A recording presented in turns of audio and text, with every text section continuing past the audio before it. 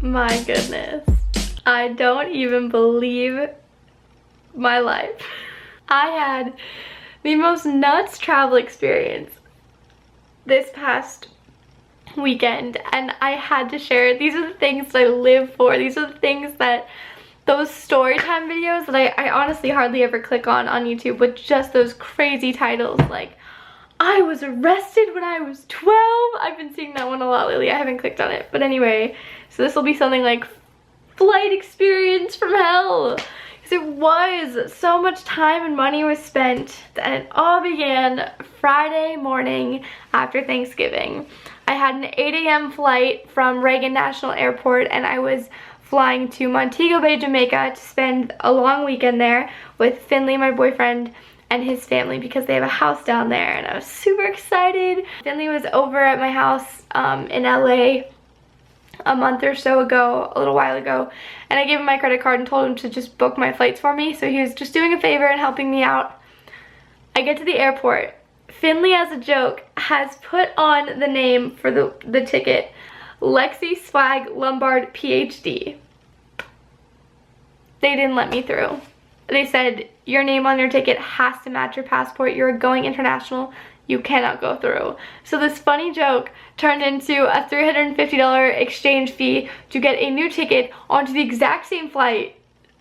I get to Jamaica, everything's wonderful. I vlogged there. I'm gonna upload that vlog either tomorrow or Wednesday, so expect that, because I want to try to upload not every single day of December because I think that's a bit much. So I'm thinking every other day. Had a great time in Jamaica. I'm flying home. Finley didn't make the same joke, but he put Lexie Madison Lombard, and for those of you who don't know, my real name is Alexandra Madison Lombard, but he just put Lexie Madison Lombard because, you know, I've always gone by that, so he probably didn't think anything of it. So I'm so nervous, like, oh my gosh, I'm gonna have to pay another $350 to get a new ticket just so I can go home.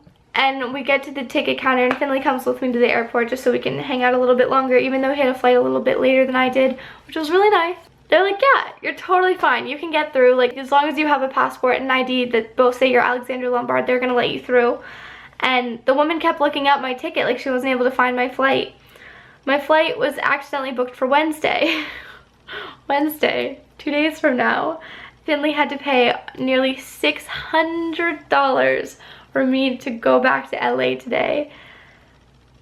So that was fuck up number 2. And a 7.5 hour layover in Fort Lauderdale, Florida. But that's not all. That is not all. As I'm getting out of Montego Bay and I land in Fort Lauderdale, which is my connecting flight like I just said, I get out, I'm going through customs, and of course I'm pulled for the random security check. He goes through all of my stuff, opens my bag, asks me so many questions about where I was going, and because I was going from LA to Virginia, home with my family, and then from Virginia to Jamaica for Finley's family, and then flying from Jamaica to LA, it was more of a triangle, and he was expecting more of a back and forth, so he was really confused about my story. So I felt like I was in there for 25 minutes just explaining, like, yeah, I know, crazy, Virginia, Jamaica, LA, like, who understands? Anyway, once that was done, I was like, where do I go now? And he's like, oh, you have to go and recheck your bag. So I had to pay another $25 to put my bag in the other half of the flight that I'm going on. Like, if I had a direct flight, I would pay $25, but because I had a connecting, I paid $50. Like, that's not how the system works. I've been on a plethora of connecting flights. That's not how it works. It doesn't do that. That's not the system. Anyway, I had my suitcase, and then I checked it, and then I said, where do I go? Because I need to get, to my gate. They're like, oh yeah, just go outside and take the door on your left. And so I just went outside and I took the next door to my left that opened up, and I was just like in the same building that I was 2 seconds ago. I was like, why did they tell me to go outside? That was so weird. No, like they meant like just walk for a quarter to a half a mile so you can go into a second building. And then I went through the whole process of airport security again. It was like I was never even on that Montego Bay to Fort Lauderdale flight. Like it was literally like I just drove to that airport and just started the whole process over again. And then I found a really great seat in the food court right next to an outlet, comfy chair, off by myself. I got some emails done, worked on editing some photos from Jamaica from my Instagram to make it look all good. I talked to my mom on the phone, I talked to Finley on the phone for a little while. I booked a ticket to Virginia for Christmas. Did some of those. Oh my god, have I been out of focus this whole time? I'm so sorry if I have. That sucks. I don't want to talk about this again. Oh, it gets better, guys. This story just keeps on getting better and better. I'm on my flight to LA now. I'm finally on that, and everything's dandy. It's all kosher. That's irrelevant to the story. There are so many more juicy details that you just have to hear. So I get off my flight and I head to baggage claim, and I already see that there's like 5, 6, 7 bags or so going around the carousel that people from my flight are grabbing their bags and leaving.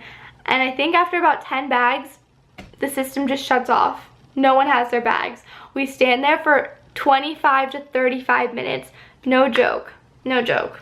No joke. There's no joking in this story. So I'm like, all right, let me just figure out this Uber situation. Go on. Because I've been in so many different places, my credit card isn't working, so the payments on my Ubers aren't working, and I don't have a way to leave the airport. And so I know I have a coupon code on Uber if you do Uber Lexie with 2 E's, so Lexie. I'm gonna promo this one right now. I'll put in the link down below. If you don't have an Uber account, sign up and use that promo code and you can get like a $15 free ride. That is a really good plug-in for this video. Yes, Lexie. And so I tweet about that and I'm like, please, someone just like type this in. Like, please give me a free ride. I keep getting out of focus. Oh, this sucks. This is like the best thing that happened the whole night. Catrific tweets me back and she's like, I can give you my credit card number if you're really in a pinch or an emergency. And she is just an angel sent from the heaven above with just the prettiest wings in all the land. And she let me take her Uber home and it was so nice. But if you have ever been to the LAX airport, you would know that they let nothing but town cars pick you up from the airport. If Kat's letting me use her Uber account to take an Uber home, I'm not gonna take the most expensive Uber home. Like, that's rude. So I know that if you go to In-N-Out, you can get an Uber pool and you can get it for a lot cheaper. So rather than paying $60, you can pay like $9. So I was like, yeah, I'll just like walk to In-N-Out. And so I definitely didn't anticipate how long I was going to be walking, like easily a mile, easily. And along the way I see this couple who are like a couple years older than me, and they passed me really quick, and I was thinking in my head like, where are you going? That was rude, you know? I was kind of like judging them, to be honest. The girl seemed a little frantic for a second, and then she was like, where are you going? Because they were clearly lost, and I was like, oh, me? Don't even worry about me. I've had a day. I'm just trying to get to In-N-Out so I can call an Uber and get home. And she was like, oh, we're going to In-N-Out. I have to pick up a friend there. Like, come in my car. And I was like, all right, thank you. She's like, yeah, I just parked in one of those like overnight parking places for a few nights. And so we can just like walk to the lot. Yeah, we probably should have just taken the shuttle because we spent easily another 35 minutes. Like, mind you, I landed at, when did I land? Around 8 or 9, and it's like midnight now. And I just got home 3 to 5 minutes before I started filming. Yeah, it took a long time. She couldn't find her car. She didn't know where her lot was. Finally get in the car. Mind you, I'm taking like pictures the whole way through. I'm like, what is going on?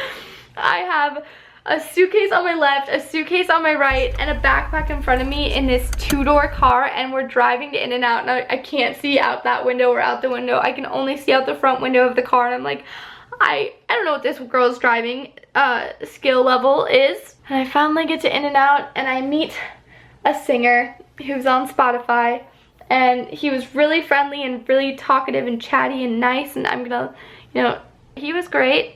Check out his music, and thank you for listening. I'm gonna go to bed now. Where you